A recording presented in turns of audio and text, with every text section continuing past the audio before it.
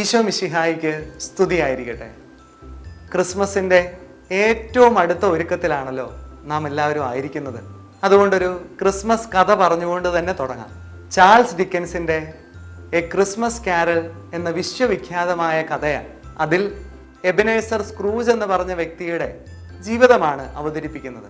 തണുത്തുറഞ്ഞു പോയ സ്നേഹത്തിലും സന്തോഷത്തിലും ആകപ്പാടെ നഷ്ടം സംഭവിച്ച ഒരു വ്യക്തിയുടെ ജീവിതമാണ് ആ ക്രിസ്മസ് കാരൽ എന്ന കഥ നമ്മുടെ മുമ്പിലേക്ക് വെക്കുന്നത്.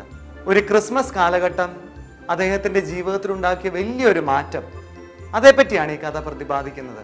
എന്ത് ക്രിസ്മസ് എന്ന് പറഞ്ഞ ഈ എബനേസർ സ്ക്രൂജ് അദ്ദേഹത്തിൻ്റെ ജീവിതത്തിലുണ്ടാകുന്ന ഒരു അനുഭവത്തിൻ്റെ വെളിച്ചത്തിൽ ക്രിസ്മസിൻ്റെ യഥാർത്ഥ ചൈതന്യം അദ്ദേഹത്തിൻ്റെ ഉള്ളിലേക്ക് പ്രവേശിക്കുമ്പോൾ അദ്ദേഹം പറയുന്ന വാക്കുകൾ ഇപ്രകാരമാണ്. ആ കഥയുടെ അവസാനത്തേക്ക് എത്തിച്ചേരുമ്പോൾ നമ്മൾ കാണും, I am as happy as an angel, I am as light as a feather, I am as merry as a child.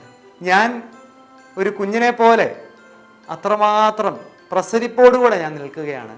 ഞാൻ അത്രമാത്രം ഒരു തൂവൽ കണക്ക്, ഞാൻ അത്രമാത്രം ലഘുവായി തീർന്നിരിക്കുകയാണ്. ഞാനൊരു മാലാഖയെ കണക്ക് അത്രമാത്രം സന്തോഷവാനാണ് എന്ന് പറഞ്ഞ് തീർക്കുന്ന എബനേസർ സ്ക്രൂജ് എന്ന് പറഞ്ഞ വ്യക്തിയുടെ ജീവിതം നമ്മുടെ ജീവിതത്തിലേക്ക് നമ്മളൊന്ന് തിരിഞ്ഞു നോക്കുമ്പം ഇതേപോലെ തന്നെ നമ്മുടെ ജീവിതത്തിലും ഈ സ്നേഹവും സന്തോഷവും ഒക്കെ തണുത്തുറഞ്ഞു പോയിട്ടുണ്ടെങ്കിൽ ഈ ക്രിസ്മസ് അത് വീണ്ടെടുക്കാനുള്ള വലിയൊരു അവസരമാണ്. അതിലേക്ക് ഈ കഥ വിരൽ ചൂണ്ടുകയാണ്. എന്താണ് നമ്മുടെയൊക്കെ ജീവിതത്തിൻ്റെ സ്നേഹത്തിൻ്റെയും സന്തോഷത്തിൻ്റെയും രഹസ്യമെന്ന് കണ്ടെത്താൻ ഈ ക്രിസ്മസ് നമ്മെ സഹായിക്കട്ടെ. ബൈബിളിലേക്ക് തന്നെ നമുക്ക് ഈ സന്തോഷത്തിന് താക്കോൽ എന്താണെന്നുള്ളത് നമുക്കൊന്ന് കണ്ടെത്താം. ബൈബിളിൻ്റെ ആദ്യത്തെ പുസ്തകം ഉൽപ്പത്തി പുസ്തകത്തിൽ ദൈവം ആദവും ഹവ്വായോടൊപ്പം ഇങ്ങനെ കൂടെ നടക്കുന്നൊരു ദൈവത്തെയാണ് നമ്മൾ കണ്ടുമുട്ടുന്നത്. എന്നാൽ പാപം നിമിത്തം അവരുടെ ജീവിതത്തിൽ ഉണ്ടാകുന്ന ഒരു വീഴ്ച, അതിനുശേഷം ദൈവം അവരെ കൈവിടുന്നില്ല എന്ന് നമുക്കറിയാം. ദൈവം നമ്മളോടൊപ്പം, ആദത്തോടും ഹവ്വായോടും ഒപ്പം കൂടെ ആയിരിക്കാനായിട്ട് നിരന്തരം പരിശ്രമിക്കുന്ന ദൈവമാണ്. വീണ്ടും നമ്മൾ ചരിത്രം മുന്നോട്ട് കടന്നു പോകുമ്പം പാപം മൂലം വീഴ്ച സംഭവിച്ച മനുഷ്യവംശത്തെ ദൈവം കൈവിടുന്നില്ല, പകരം ദൈവം കൂടെ നടക്കാനായിട്ടുള്ള ആഗ്രഹം പ്രകടിപ്പിക്കുകയാണ്. മോശയെ ദൈവം വിളിക്കുമ്പം മോശ ആദ്യം പറയുന്ന കാര്യം ഇതാണ്, ഞാൻ വിക്കനാണ്, എനിക്ക് ഒത്തിരി കുറവുകളുണ്ട്, പക്ഷെങ്കിലും ദൈവം അവനോട് പറയുകയാണ്, ഞാൻ നിന്റെ കൂടെയുണ്ട്. ഇനി മുന്നോട്ട് ചരിത്രം ഇങ്ങനെ പോകുമ്പോൾ പ്രവാചകന്മാരിലേക്ക് എത്തിച്ചേരുമ്പോൾ അവിടെയും കാണുന്നുണ്ട്, ഏശയ്യാ പ്രവാചകനെയും ജെറമിയ പ്രവാചകനെയും ഒക്കെ ദൈവം വിളിക്കുമ്പം അവർക്കും ദൈവം കൊടുക്കുന്ന വലിയൊരു വാഗ്ദാനം ഇതാണ്, ഞാൻ നിന്നോട് കൂടെയുണ്ട്. അങ്ങനെ രക്ഷാകര ചരിത്രത്തിൻ്റെ ക്ലൈമാക്സിലേക്ക് നമ്മൾ എത്തി നിൽക്കുമ്പം, ഈശോയുടെ ജനനത്തോട് എത്തി നിൽക്കുമ്പം അവിടെ ദൈവത്തിൻ്റെ വലിയ വെളിപ്പെടുത്തൽ ഈശോ ഇമ്മാനുവേലാണ് എന്ന് പറഞ്ഞു വയ്ക്കുകയാണ്, എന്ന് വെളിപ്പെടുത്തൽ സംഭവിക്കുകയാണ്. അതായത് ദൈവം നമ്മോട് കൂടെ എന്ന്. വീണ്ടും മുന്നോട്ട് നമ്മൾ സുവിശേഷങ്ങളിലൂടെ കടന്നു പോകുമ്പോൾ മത്തായിയുടെ സുവിശേഷം 28-ാം അധ്യായത്തിലും ഈശോ ശിഷ്യന്മാരെ പറഞ്ഞയക്കുമ്പോഴും ഈശോ തൻ്റെ ശിഷ്യന്മാർക്ക് കൊടുക്കുന്ന വാഗ്ദാനം ഇതാണ്, നിങ്ങൾ ലോകമെങ്ങും പോയി സുവിശേഷം പ്രഘോഷിക്കുവാൻ, ഞാൻ നിങ്ങളോടൊപ്പം ലോക അവസാനം വരെ ഞാൻ നിങ്ങളോടൊപ്പം ഉണ്ടായിരിക്കുമെന്ന്.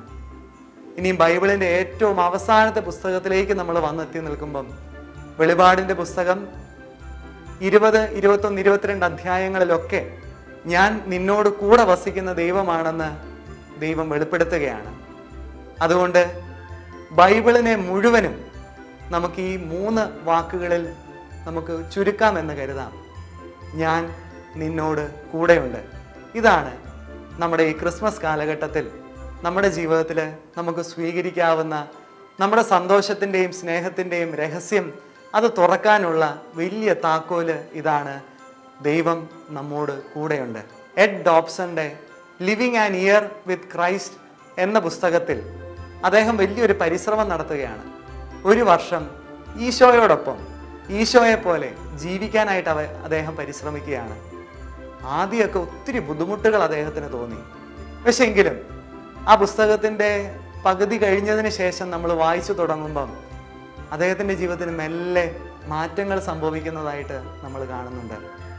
ഇതേപോലെ തന്നെ ഈ ഒരു വലിയ സത്യം നമ്മുടെ ഹൃദയത്തിൽ നമുക്ക് സൂക്ഷിക്കാം. ദൈവം നമ്മോട് കൂടെയുണ്ടെന്ന് ആ വലിയ സത്യം നമ്മുടെ നെഞ്ചോട് ചേർത്ത് പിടിക്കാം.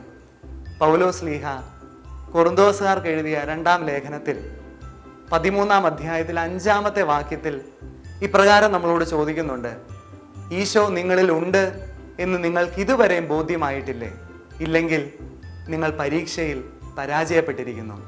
അതുകൊണ്ട് ഈശോ നമ്മളോടൊപ്പമുണ്ട്, എല്ലാത്തിലും നമ്മളോടൊപ്പമുണ്ട്, ഏത് നേരത്തും നമ്മളോടൊപ്പമുണ്ട് എന്നുള്ള വലിയൊരു വിശ്വാസം നമ്മുടെ ഹൃദയത്തിൽ നമുക്ക് സൂക്ഷിക്കാം. പൗലോസ് ലീഹ തന്നെ പറയുന്നത് പോലെ, കർത്താവ് നമ്മുടെ പക്ഷത്തെങ്കിൽ ആര് നമുക്ക് എതിര് നിൽക്കും എന്ന വലിയൊരു വിശ്വാസം നമ്മുടെ ഹൃദയത്തിൽ നമുക്ക് സൂക്ഷിക്കാം. ക്രിസ്മസിൻ്റെ സ്നേഹാദരവ് ഏറ്റവും സ്നേഹത്തോടുകൂടെ നേരുന്നു.